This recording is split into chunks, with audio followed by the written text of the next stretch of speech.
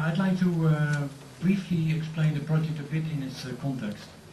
This was a competition in two phases, this project.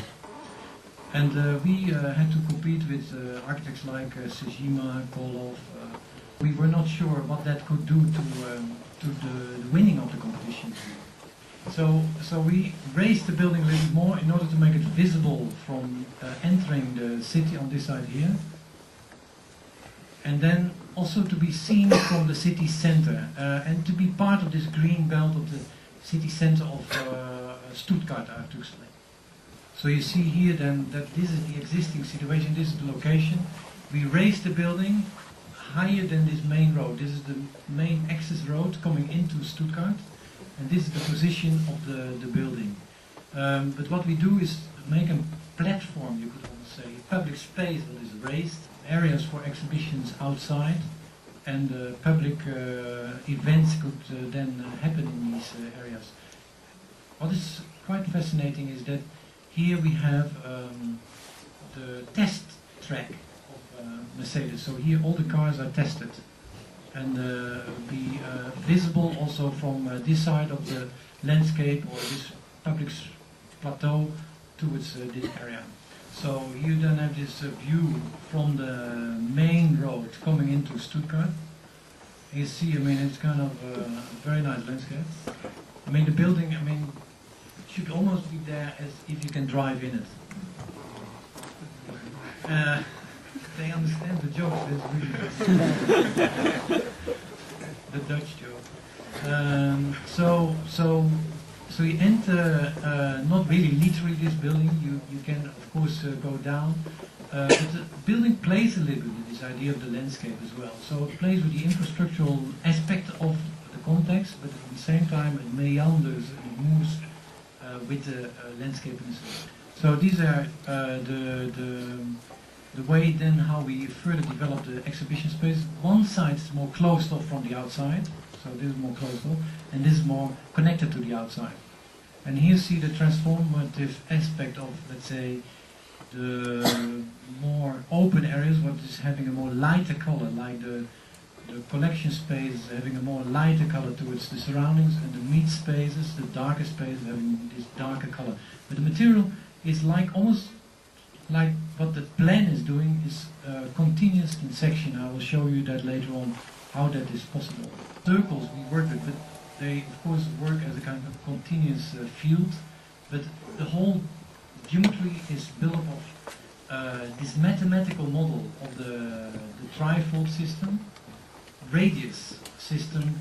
As you see here, these are the plans. If you come up with this pre-show, and you have a cafe here, then the invention of the car, as I explained. Next. And then you could go down, like say to this floor, and you have this possibility to have this choice, this moment where you can make a choice. You see, I mean, let's go back one. So you see that the void, next, is always changing and turning with the clock. Next. I think that then maybe the most important further development of this design was the section of the project. And actually, like we wanted to have this continuity in the section of the building, like in the plan, maybe I have to say first, so that the section would be a continuous element of going from the inside towards the outside and turning with the whole surrounding of the context of the building as well. So then you see here how, let's say, the construction moves from the outside, so I mean turns around the building, so from the outside to the inside, and then the building works almost like a continuous flower. So it is supported along, of course, these major elements, but is cantilevered out towards the context and this kind of double structured surface folded from the inside out. So this is the principle of the construction, so round open areas with steel elements in the middle, so it's a kind of hybrid construction with all the installations inside the construction area while you're moving around this kind of meandering aspect of the building. We there also introduced the technique. Next. And if you want to see the scale of the building, this is the scale of the building.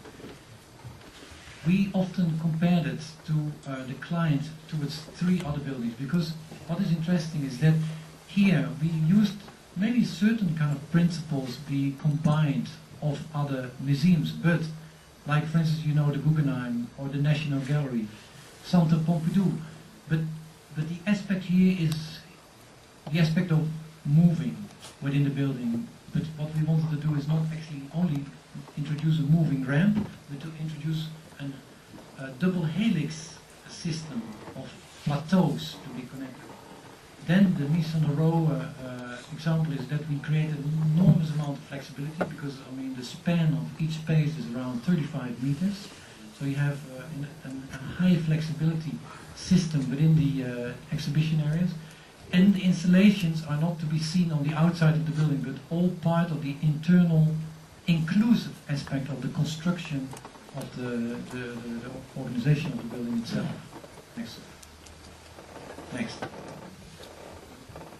Then here the system of the facade, what we are at the moment developing, and then the major construction in it. Then the facade is actually as maybe the continuation of the floor is similarly being one system. So you have one window going from the top to the floor. So in here, in the system we introduce in the glass, so that you would get almost kind of blurred image of the image around or outside the facades. It is a fiberglass that is to be found and sandwiched within the glass system itself. So, as I explained, the columns, then the glass, then there is a second layer, and then combined within this organization, triangulated in order to make this curvature of the whole building. Yes, next. Yeah, here's some studies. Next. So, the most important thing what I'd like to emphasize, and that is that if you think about these aspects of new techniques, is that it is not so important to work with a new tool like the computer, as I explained in the beginning. I mean, who cares about a computer on the one hand? What is the most important that you take up something of your contemporary condition. He was reading science in that time in a wrong manner. I mean, he really didn't get wrong or right, maybe better to say, in the beginning. So he gave it a misinterpretation. He found a new technique. He found a new principle to paint differently than others had done before. So what I'm saying is that with all these contemporary ways of using new techniques and playing and proportioning information, in the same time, what is the most important is that we still stimulate with that the imagination of the architect. And that today we are not anymore the classical Baumeister or the architect who's only building on his own. You don't have anymore today a dialectical model between the client and the architect alone. I mean, you are working today in a large group of specialists. Even when you have a client today, I mean, you have 20 specialists. I mean, we have here on this project around 20 specialists on the client side working with us on this project. So a relational strategy is extremely important. So what I'm saying, new techniques are important, but keep in mind the working philosophy around the way how you use a new technique. And in the same time also that you keep on stimulating the future mind of the architect. Maybe you become more a public scientist and knowing how to deal with public information in order then instrumentalize it to contemporary organizational buildings like hopefully this building. So and the last thing is that, I mean, when I said in the beginning, how can we introduce more contemporary spatial effects, is still something we need to really wait for when we can see this building. But I hopefully already emphasized that the first search we did around this principal concept in the Möbius house, that we there discovered this kaleidoscopic spatial effect. So I do believe that when you rethink organizational principles within the building, and rethink the way how they can be transforming possible new spatial organizations,